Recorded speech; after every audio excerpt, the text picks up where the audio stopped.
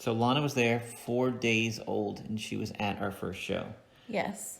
But, I mean, she's always been a big helper. Even when she was a baby, we would take her to shows and put her under the table in her car seat, and people didn't even know she was there. Yeah. You know, so we have travel cages, one bungeed on top of the other, that fits underneath our little table we perform on. And then we'd put Lana in Next her car to seat, them. poking out beside them. Yep. And we did shows, and people didn't even know she was there until we were packing up leaving. You had a baby here? Yeah. Well, yeah. I mean, I have to, yeah. Every once in a while, there's a show you got to take her out because, you know, babies, you got to She make change a a noise, diaper, you yeah. got to feed them something. But for the most part, nobody really knew. We tried to keep her quiet with a binky, or I'd go feed her or something. But yeah, she wasn't, we want to make sure, you know, we want it to be a family show, and we've done that. And so we wanted to be able to take her to every show. And so it worked out. And she only knows the show. I mean, from Right. being in the car, riding from show to show to show, Right. since she was 4 days old, she's used to it. She Right. is 8 years old now, and she says, "How much longer? How much longer?" Yeah. But no matter what answer you give her, whether you say 5 hours or 20 minutes, it's always, okay. Yeah. Okay. She doesn't complain. No, she does not. Yeah. Yeah, and there's people that, you know, that we knew that had babies around the same time. We had Lana, and they're just like, how do you keep her in the car? We went on vacation, and it was a scream fest the whole time. I'm like, well, that's because we have her in the car all the time. She's used to it. You can't just, you know, you have your baby at home all the time, and then all of a sudden expect them to sit in a car seat for 5 hours. Our kids running around restaurants, going out to dinner. Right. So that's one thing that we'll have to do with these twins. Take some car rides. If our schedule isn't up to par yet when they're born. No, our schedule could be up to par really soon. Well, Don't talk like that. I'm just saying, no. we're going to have to take some car rides to get used to it when it does get up to par. So. Anyway, so Lana learned to walk on stage while I held the bunny in front of her, and she would wobble towards it like a carrot in front of a horse. And it's so cute. She loved to pet the bunnies, and she's loved animals from birth. She just always has loved animals, animal lover. And so Wes held that bunny out for her, and she had her arms out and big old smile on her face, and just wobble after that bunny. And since she could set up, I have pictures of her setting up in the back of that school in Maryland. And she was in the back of the crowd. She would just sit up. She'd watch every single magic show I did. She came with us her first show there. She was in a car seat, and she made a couple cooing noises before the show, and they figured out we had brought her with us. And it was a show. It wasn't a show for the students that time. It was a special show for the teachers and administrators. Staff. Yes. And they were like, oh, no, you don't have to let me hold her. And oh, no, let me hold her. I think she made the rounds during the show. I mean, so. They just passed her around the whole time. So they enjoyed that. And she never went out of our eyes because she was in the audience. We could see her getting passed around. Right, yeah. And it was just funny. It was cute. But yes, I took a picture of her in the very back of the audience when we did it for the students. There was like 300 kids and she there. was like 11 months old. She wasn't even a year old yet. Yeah. And then I took another picture of her like that. We had to do virtual this year, so I couldn't do it this year, but it was last year in the wintertime at some point. And I just told her, I said, Lana, sit down back here. And I took a picture of her from behind her and just put those up side by side. And it's just amazing. So cute. So adorable. But when she learned how to walk, I mean, she would help us. She would try to help us with the magic shows. And yes. Natalie would hand her something small. Just put this on the table and do that. Yep. Okay, Mom. Okay, Mom. And she'd try to help set up like Mom sets up the show. Yeah. And then we would pack up. But we have video of her pushing my cart, pretending to push it up a hill. And I'm like, oh, Lana, it's heavy, push. Yep. Now, she's 1.5 years old. She's not really pushing that thing.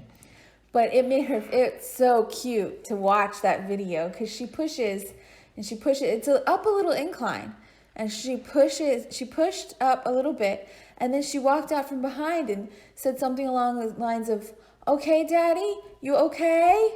And then she went back behind the cart and kept pushing. She checked on you too.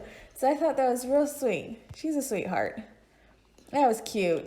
Well, we used to take the babysitter on the road with us everywhere we went, and For the illusions, if we had an illusion in the show, we'd take a well, babysitter. and during the summer, that was like 3 or 4 days a week. It seemed like.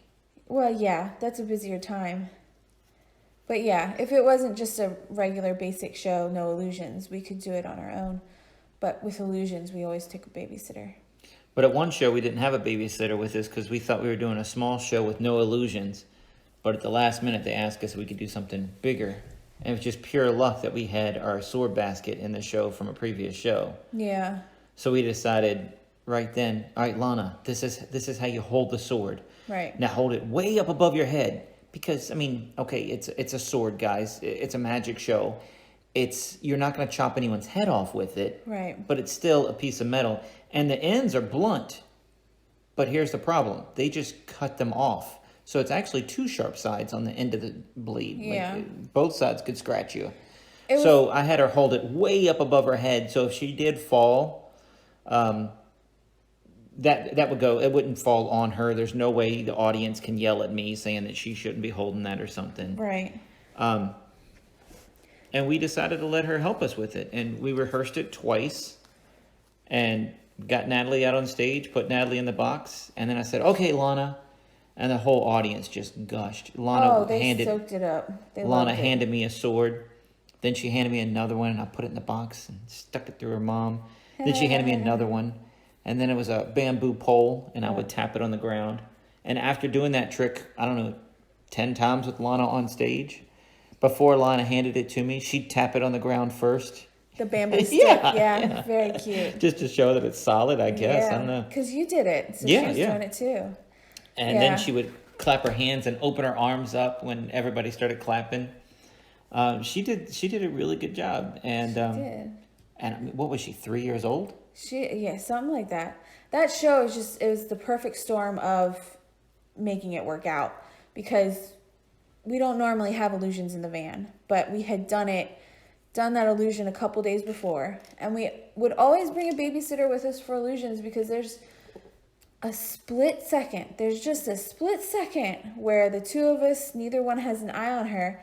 And that split second is what scared me. And I was like, I don't care that we have to pay them for the entire time they're at the show.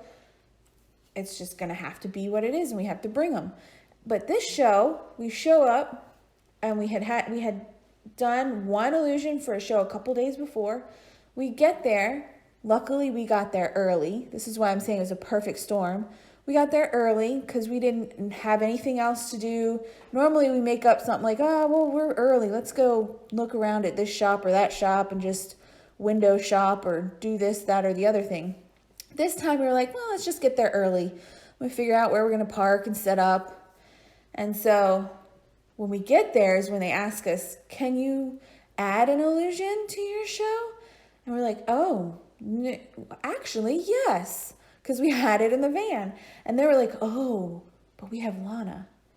And then it just worked out. We got there early. We were able to rehearse it. That way she was in our eyesight the whole time. And it worked out great. She really listened. I mean, if she didn't listen, it wouldn't work. At 3 years old, she took it seriously and really did what we told her to do. Exactly, yeah. It all worked out. All fell right in line, and it worked out perfectly. And it is just the freaking cutest thing. The funniest part is, at the end, I tell her to hold her hands out like she's collecting wood. Yes. And I stack the bamboo pole and the 4 swords in her hand. Yeah. Or on her arm. And I said, now go put it over there. Well, they're on her arm like a stack of wood. So she just lowers her arms and then crash, crash, crash. And the whole audience is just laughing so hard. She doesn't try to put them away gingerly or anything. She just lets them drop. Dumps them. But she dumps them right where she's supposed to. She did exactly like she was told. She did great. And I mean, man, for only being able to really rehearse it a couple times, she did perfect.